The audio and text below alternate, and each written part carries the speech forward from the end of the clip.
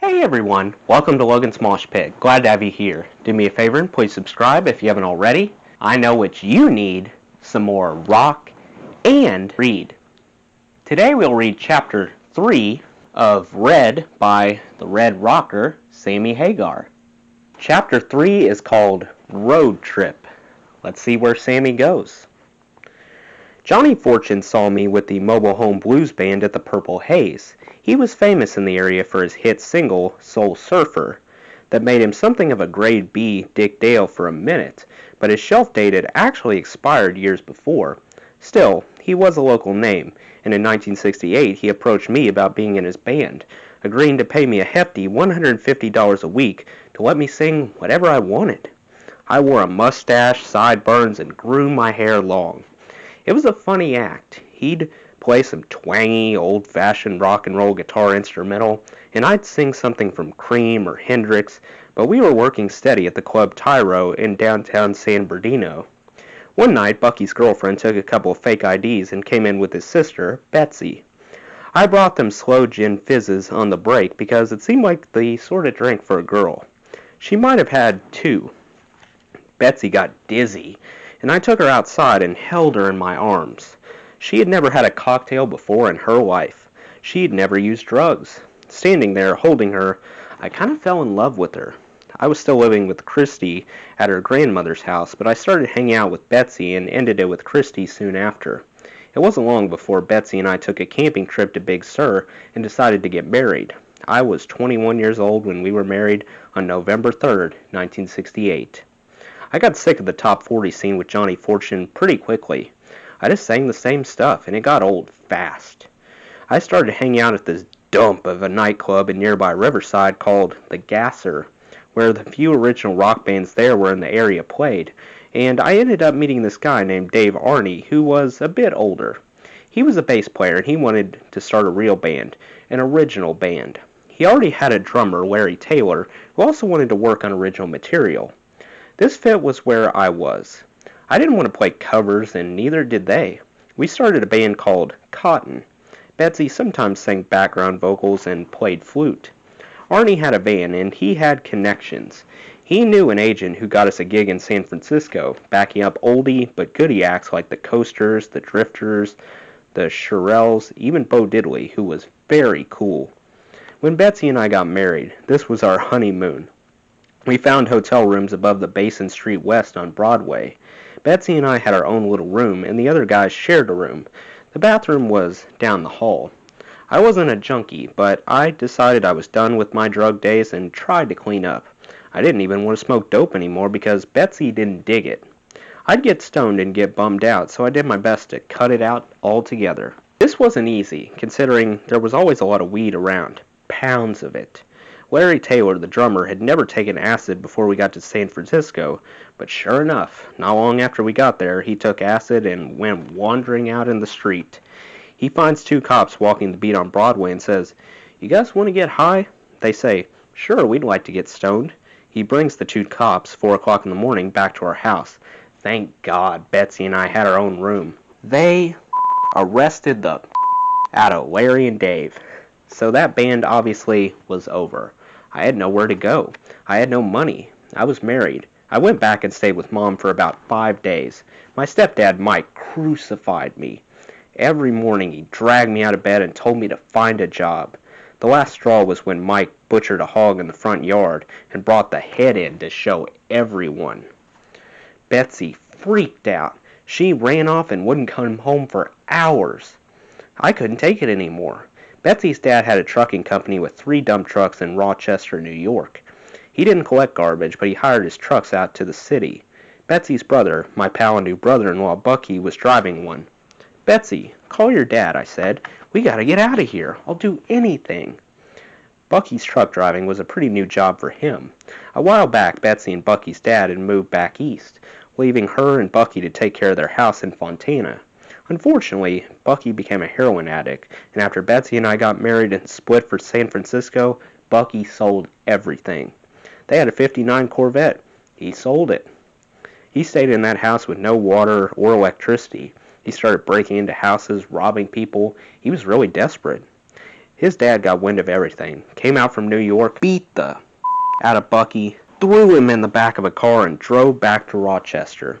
Bucky kicked in the back seat of the car on the way to New York, but that didn't stop his father, and by the time Betsy and I were ready to leave California, Bucky was already back there driving one of his old man's trucks. I didn't have any money, and around then my Volkswagen blew up. Betsy's dad really didn't like me, but he loved his daughter, and he gave us a pair of tickets for a Greyhound bus that stopped in every town between California and New York. It took us 3.5 days to get to Rochester. I had an amplifier and a guitar, and we had a trunk with all of our stuff. We'd change buses a lot of places.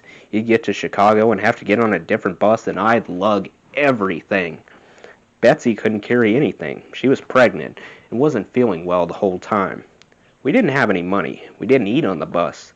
Betsy's dad picked us up at the station. He didn't even look at me. I started driving trucks for him. Every day of the week, 4 o'clock in the morning, we picked up junk and hauled it to the dump. Each truck needs 3 guys. We'd pick up casual laborers, black guys waiting on a street corner to hang on the truck, jump off, and pick up the stuff. I was one of those, only I came automatically with Bucky's truck. I made $10 a day. I was looking to make money any way I could. I was in a band called Salt and Pepper with this guy named Herb Gross. When Herb originally asked me to be in his band, I told him I needed money, so he got me another job at H.H. Sullivan Printing Company. I got off work with the dump truck at 8 o'clock in the morning, ate breakfast, and went to work at H.H. Sullivan until 5 o'clock in the afternoon. If there was any overtime to work, I'd do that too. At the same time, I rehearsed with Salt and Pepper every night. We never played a gig, but we rehearsed the whole time I was there. In the middle of all this, I got drafted. And because Betsy was pregnant, I sent in her medical report. They didn't draft guys who had children. That was the summer of Woodstock. It was happening just across the state, and I wanted to go, but Betsy was too pregnant. I worked all that summer. I saved every penny and didn't spend one nickel. We ate for free at the house. I didn't buy a record. I didn't buy a guitar string. I didn't buy a candy bar. I always told Betsy's family I wanted to go back to California, and I wasn't messing around. Betsy's dad built this van for us to drive back to California in. He put a brand new engine and transmission in this old beat-up van and some nice new tires. We worked on it together, him, Bucky, and me. I had 2 jobs, was in a band, and I was working on the car on weekends. The first time I started that car up, I was ready to go. Bucky threw our in the back and at the last minute jumped in with Betsy and me. He didn't even say goodbye to his parents. His dad wanted to kill him. It was 4 o'clock in the October afternoon, the first day of snow that year in Rochester. I had my money. The second that engine turned over, we split. Because the van only had 2 seats in the front, we put a little cot in the back for Betsy so she could lie down. Nothing more than a patio lounge chair that we wired to the side so it wouldn't slide around. Bucky and I took turns driving, and we went straight through in 56 hours. Ran out of gas once and broke down once, but Bucky was a good mechanic and he fixed some wire on the engine. We got it going again. We ran out of gas somewhere in the middle of nowhere. He hitchhiked, got some gas, came back, and we kept going. We did not stop. When I came back to Fontana, I had saved about $1,600. My sister, Bobby's husband James, had rebuilt my Volkswagen for me, and Betsy and I rented a nice little house on Antasia Street.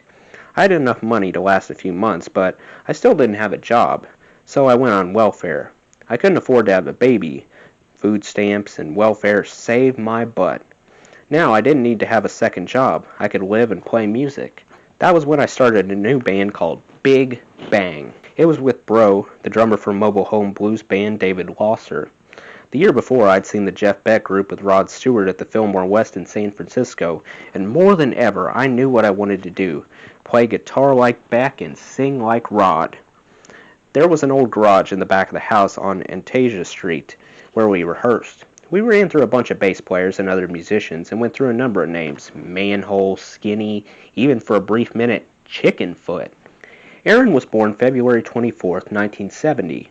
When she finally had the baby, Betsy went crazy almost immediately. She had a nervous breakdown and experienced panic attacks that made her unable to breathe. She was really in trouble, and she ended up in Ward B in San Bernardino County Hospital. She had to see a psychiatrist. While Betsy was struggling, my sister Bobby took care of little Aaron, and somehow I barely noticed what was going on around me. My wife's having a nervous breakdown. She's 21 years old, just had a baby, and somehow I still had a one-track mind. Nothing else, not my wife and not my new son, mattered to me as much as playing music. I was playing music with Big Bang every day and trying to gig at night. We had a gig here, a gig there. We played an all-black club in Riverside called the Hat Factory. 6 sets a night starting at 10 o'clock, ending around 6 in the morning. We won a battle of the bands playing Manic Depression. Got a trophy and a teardrop Vox electric guitar that we traded in for some public address gear. We finally settled on a bass player, a boyish-looking college student named Jeff Nicholson. Finally, Betsy's psychiatrist wanted to see me, or we faced getting thrown off welfare. He needed to find out what was going on. I told the guy I was going to be a big rock star. He called me Peter Pan. "You need to wake up, son, and go out and get a job," he told me. "You got a wife and a child." He really laid into me. That just pissed me off. I was ready to take him outside. I was a firm believer in myself. I was gonna make it. But I might have looked like a total with my long hair, bad attitude, no job, on welfare, a baby, my wife in the hospital. When Betsy came out, my sister Bobby nursed her back to health and helped her out a lot. I didn't change one bit. Luckily, though, a steady job was not that far off. I was driving in my van with my equipment in the back, going to rehearsal in San Bernardino in somebody's garage, when I saw a guy boarding up the windows on a club out by Highland Park called the King of Hearts. It used to be a real nightclub for the martini crowd. I said, "Hey, are you open?" "Nah, we're shutting down," he said. "I got a band," I said. He was kind of listening to me. "Can we play here? We'll play for free."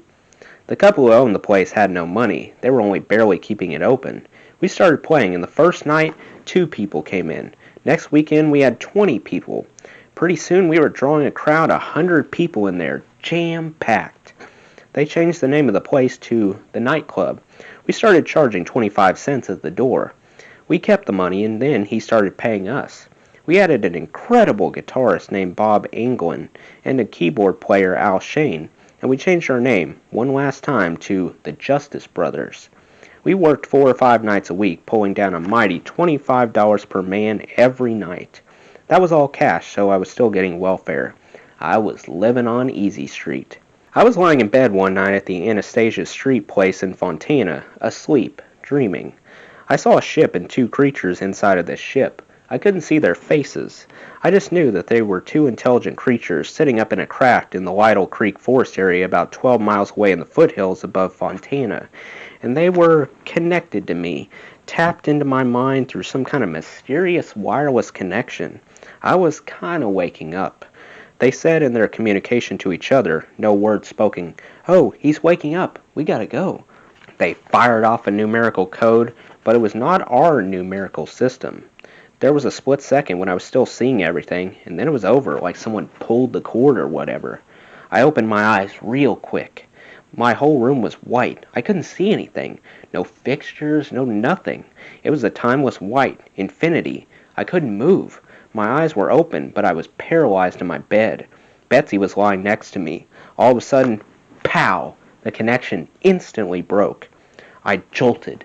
The room went back to black. Everything returned to normal. It was 4 o'clock in the morning. I was shaking.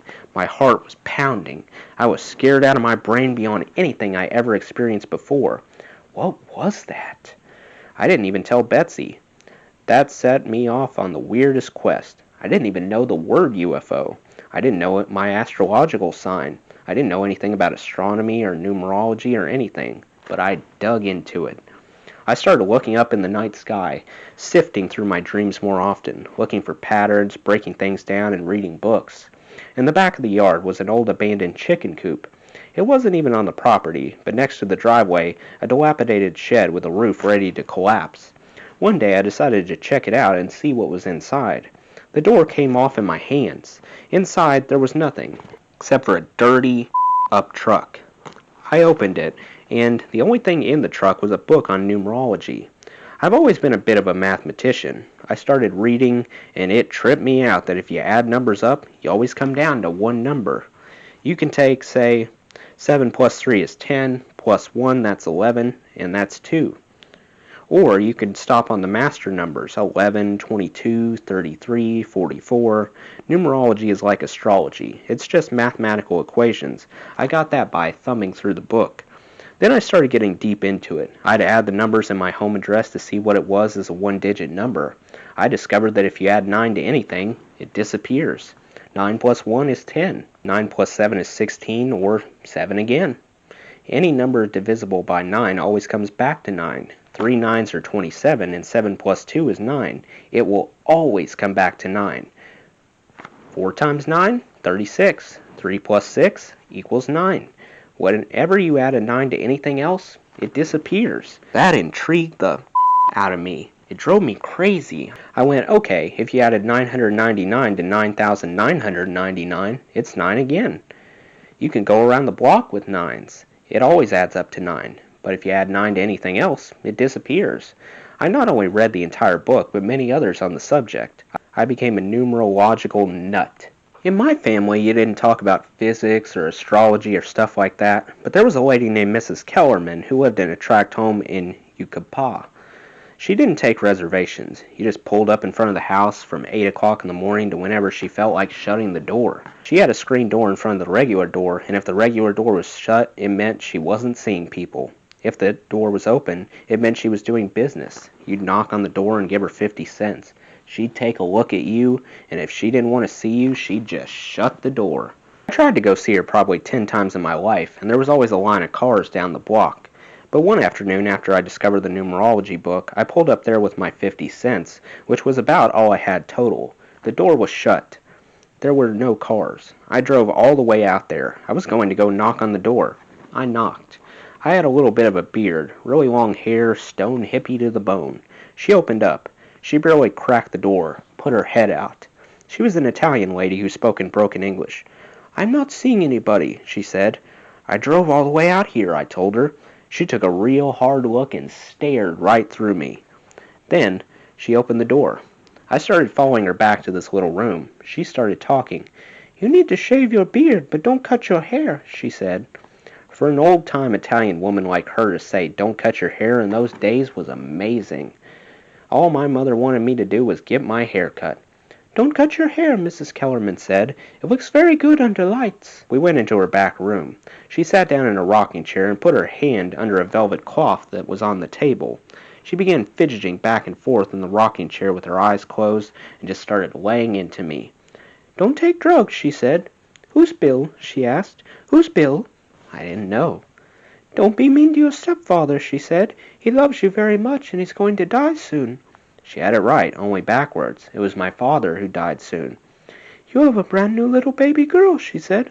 "No, it's a boy, but everyone thinks he's a girl." That was Aaron. He was born with long, thick, and curly black hair. People always thought he was a girl. "He's a beautiful little boy," she continued. "And your wife, she has a real problem with her breathing. She needs to drink raw egg whites with honey and lemon. That will help her breathing." Even though Betsy had left the psych ward, she continued to have panic attacks where she couldn't breathe. We had to rush her to the hospital in the middle of the night, like an asthma kind of thing. "You used to smoke cigarettes," she said. "Don't start smoking cigarettes again. It's bad for your voice." Don't do this, don't do that, don't take drugs, don't cut your hair. That was the one that got me, since my hair kept me from getting jobs, kept me from getting in places. "You're going to move to Northern California," she said. "I'm what?" "I'm playing with the Justice Brothers in the nightclub. I've got no money. I'm on welfare. I just got married and have a brand new kid." "You're going to move to San Francisco," she said, "but you need to go to Santa Barbara first. There's something out there for you. But then you're going to move to San Francisco, and you're going to make it. I see your name in lights all over the world. And you're going to go to 7 countries. You're going to go to Italy, France, Germany." She named off all these countries, and I'd barely been outside Fontana. "Go to San Francisco," she said. "That's for you." And I believed her. I had wanted to go back to San Francisco ever since Cotton broke up. I had seen the scene, and it blew my mind. I went back to Fontana to put together a new band so I could move to San Francisco. That's what I was trying to do in New York. I went all the way to New York, where I knew I had a job, so I just could make some money to get back to San Francisco. That was the goal the whole time. Start a band, I thought, and if we can make it in San Francisco, we can make it anywhere. Because it's a hardcore community, I felt the pressure. It was all about music, and wasn't bull. It wasn't LA. I hated the LA scene. I wasn't about to jump through that hoop. I was going to San Francisco where people could be themselves. I wanted to have my own band that would be exactly who we were, like Moby Grape and all those bands we loved that came out of San Francisco. I went back to Fontana and told my band to pack. On the way, we drove through Santa Barbara. We stopped at a little college place outside town. They had food, but it was a hippie kind of place. My band and I are on our way to San Francisco, I told the guy running the place. Can we play? I can't pay you, he said. We told him we would just pass the hat, and he said, okay. We set up and played around 5 o'clock in the afternoon, right when dinner started. A few people came in. They didn't give us much. After that stopover in Santa Barbara, we continued on our way. We didn't move to San Francisco full-time on that trip, but it was the first of many. We would drive up on our nights off and audition at clubs. We landed a job playing Monday and Tuesday at the Peppermint Tree on Broadway in San Francisco. We won the gig by playing Won't Get Fooled Again and Behind Blue Eyes by The Who. The manager had never heard a club band do that before. We would load up our gear on Sunday nights after playing all weekend in San Bernardino and drive up. The 8-hour drive was never fun. The only way all of us could fit in the van with the equipment was if someone laid across the top of the Hammond B3 organ in the back. The Peppermint Tree was a slick place. The bands that played there had to be good. They wore uniforms. They were show bands. But Monday and Tuesday were the off nights. We would play for nobody. We played covers, but the Who and the Stones, not the commercial rock hits. We also played our originals. Eventually, the San Bernardino scene at the nightclub got out of hand. The Hells Angels started coming around and they tore the place apart. They would start kicking butt and the National Guard would have to be called in. We'd go out and sit in the back. Finally, the city just shut it all down. We were devastated. But when the nightclub got knocked out, I said, it. We're going to live on these 2 nights in San Francisco. When we got to San Francisco in fall 1970, at first we all slept on the floor at the apartment of Don Pruitt, who I knew from my previous time in San Francisco when he was the manager of Basin Street West. We finally landed a job at a club called the Wharf Rat, not a hip joint, but the Justice Brothers was a pretty good band and it was a steady gig. That gig, along with welfare and food stamps, helped me make enough money to get Betsy and Aaron off Pruitt's floor. The band continued to live with Pruitt at 1565 Oak Street, and Betsy and I rented our own little one-room flat in the same building. Aaron slept on a mattress under the kitchen table, and Betsy and I stayed in the living room with the mattress on the floor. One night, I dreamed somebody was knocking at the door. I got up to answering, wondering who could be knocking on my door in the middle of the night. I opened the door, and it's my dad, only he's like 22 years old, young and vibrant. "Hey, son, great day for the Irish," he says. He's acting crazed, really happy but drunk on his butt. "What the are you doing here?" I tell him. "My kid's sleeping right here on the floor, right in this room. Don't ever come back here drunk in front of my family. You're going to scare this guy. Now get the out of here." I slammed the door shut, went back to bed, and that's how the dream ended. 2 minutes later, somebody's knocking on my door again. I head to the door thinking, God, I'm really going to chew his butt out this time. And I open the door. It's Don Pruitt from next door. "Your sister's on the phone," he said. I didn't have a phone of my own. I went over and picked up the receiver. "Dad died," my sister said. "Dad died in the backseat of a police car. They picked him up in a park in San Bernardino across the street from the nightclub. He had been living on the street since we had left him in that burned-out house. After the cops had picked him up, they arrested 3 more drunks on the way downtown, and all the drunks started fighting in the back seat. One of the cops sprayed mace over the idiots, and when they arrived at the police station and got out of the back of the car, Dad just fell over, and for once didn't get back up. I often wonder what would have happened if, in my dream, I had invited him in instead of yelling at him.